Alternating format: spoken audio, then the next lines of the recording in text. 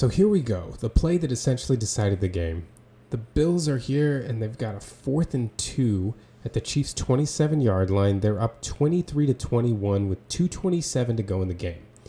They easily could have decided here to kick a field goal, get a 26-21 lead, and make the Chiefs come down to score a touchdown to win the game. But the Bills decided to go for it. They decided to be bold and end this game on their terms, which I think is the right decision when you're playing the Chiefs. You know, go take the game. Don't play timid and give the Chiefs an opportunity to steal it from you. So on this 4th and 2, the Bills came out in 11 personnel. They've got one running back and they've got one tight end. The Chiefs didn't match with nickel. They actually played their base. So they've got 3 linebackers. Here's Drew Tranquill. Here's Nick Bolton. Here's Leo Chenal. So what the Chiefs are essentially saying here is we are not going to be unprepared for a designed run. If you're going to run the ball, we've got personnel in that is made to try to stop the run. The Chiefs then, so let's look at what the Bills end up doing as far as the play they run, because they're going to run a passing play out of this formation, and they're going to run a man beater. They've got Dawson Knox and Mac Hollins coming in. They've got Amari Cooper and Khalil Shakir from the backfield coming out. And so these routes are supposed to cross each other so that if the opposing team is playing man, a lot of natural picks will occur. There's going to be chaos going here in the middle, and it'll be difficult for every defender to keep track of his person. Hopefully somebody pops open. The running back ends up swinging to the outside here.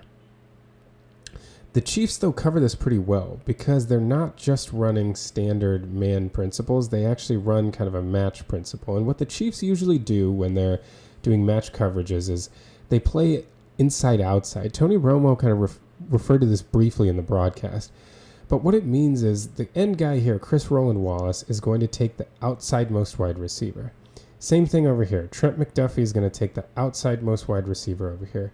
The next inside people will be the responsibilities of these linebackers, Leo Chenal and Drew Tranquill, and the person in the middle will be Nick Bolton. So let's kind of watch how this plays out. Let's keep an eye on Chris Roland Wallace.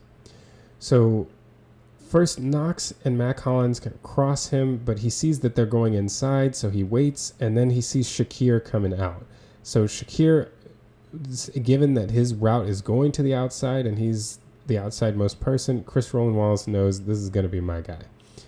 Same thing over here now. If we go back and you watch how Trent McDuffie's reading this out, he first has eyes on Amari Cooper, right, in case he breaks out. But as he watches Amari Cooper come toward the inside, then he drifts out and notices the running back coming out and stays with him. And as you see, as people are coming over to the middle, these interior 3 defenders are following similar principles. They're passing off people that are running past them. And if you look, ultimately, everyone kind of gets situated with a guy. McDuffie here, Roland Wallace here, Tranquill is with Cooper, Bolton's here in the middle, and Chenal. So they kind of avoid the problem that is created by, if you look at all these routes running by each other, is that if you had to just run with a man, there's a lot of chaos here, and there's a chance that somebody's not able to keep up and someone pops open. But the way that the Chiefs pass it off, nobody ends up like clearly popping open. They actually handle covering these routes pretty well.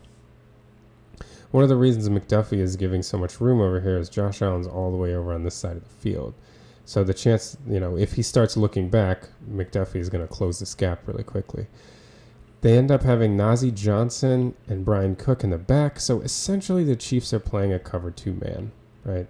They're manned up underneath, and they've got 2 deep safeties. Well, one of the best ways to beat cover 2 man as a quarterback is with your legs. And that's because all the defenders are not looking at the quarterback underneath. They're all following their men. And the guys that do have eyes on the quarterback are way back deep. So Josh Allen drops back. He hits the back of his drop. He doesn't see anything. The B gap is wide open because George Karlaftis decides to rush to the outside. And Chris Jones ends up being...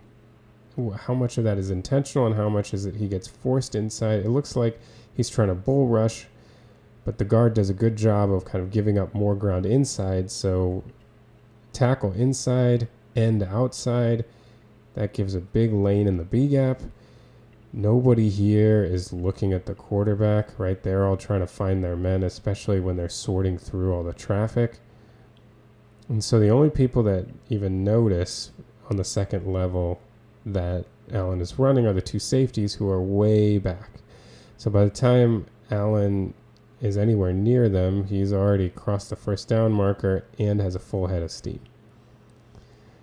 The D linemen that are trying to close the gap, Josh Allen is too fast and too athletic for Pennell or Karloftis to do anything to him. Tranquil is trying to follow his man out wide, so he has to try to stop and come back. No chance against someone like Josh Allen. Even Connor, trying to sit on top of these routes as the deep safety, doesn't have any chance coming back over to get Allen. Bolton's too slow, so the first person that has any chance to get him is Brian Cook, who makes contact with Josh Allen around the 2-yard line as he's going, and he's big and strong, going to fall into the end zone. So this play ends up, Josh Allen, once he drops back and sees what's happening, this is just perfect decision making, right? You have a gap to go, you see cover 2 man. Cover 2 man in every quarterback's mind should be, okay, if I don't see something open, there should be the ability to run here if I have a gap, because nobody on the underneath level is going to be paying me any attention, and that's what's happening. The big question that one could ask is, why did the Chiefs play cover 2 man?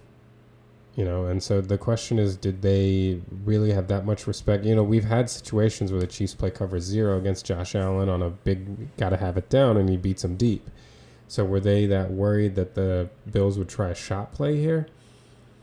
I mean, I guess maybe, but, if you're the Bills, you're pretty motivated to try to run the clock out, right? I don't know that, no one will have a problem with trying to take a 2-possession lead here, which is what the Bills ended up doing on this touchdown run, but I don't know that that's like the number one goal. If you could say, like, what's the best outcome for this play?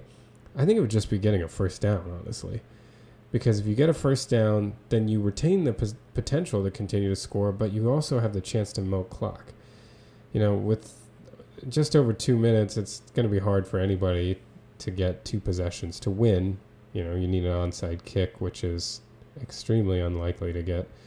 But I don't know that that would be your goal. So then the question is, why are the Chiefs trying to prevent a deep pass so much when that's not really what you would expect another team to want to do in that scenario?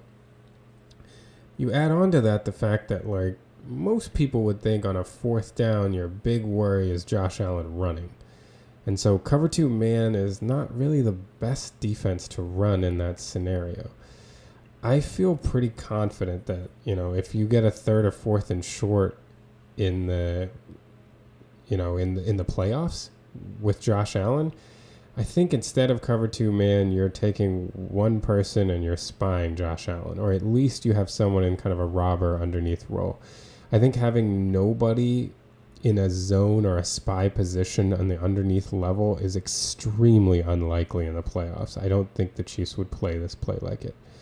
But they did it here, and Josh Allen took great advantage. And I do think this is one thing that the Chiefs do a lot, is that they do simplify their coverages a lot more in the regular season than they do in the playoffs. And you wonder if this is part of it, because it just doesn't seem like a very wise thing to play for the reasons we've discussed, right? You're not really that worried about the deep pass. I mean, if the Bills are going to score, you'd rather them score fast. I mean, ideally you keep them out of the end zone, but if they get a couple more first downs, they're running out the clock anyway. So it's unclear what the strategy is. A, not spying Allen, and then B, just covering deep. You're running a defensive formation that quarterbacks very successfully run against, and that's what Allen did. He's one of the best at it. From the flip side, this is just a great play, like I said, by Allen. He recognized the coverage, found his gap, and then is just a menace to bring down in the open field. He scored, and this really shut the door on the Chiefs. I know they got the ball back, but it's like desperation time, right? You're trying to get 2 scores in a short period of time. It kind of really changes, It's not like you're going on a typical relaxed drive where you can get one score. You're trying to get 2 scores in a tough situation. It makes your play calling change a lot. It makes what's available to you change a lot, and it ratchets up the degree of difficulty. Ultimately, this is a great win for the Bills. They get now 1 game behind the Chiefs, and they have a tiebreaker. So if the Chiefs slip up throughout the rest of the year, there's a chance that the Bills could walk into the 1 seed here, even though the Chiefs won their first 9 games of the year. Well, that's it for the Steeler Thoughts Chief Feelings film review. Thanks so much for following along.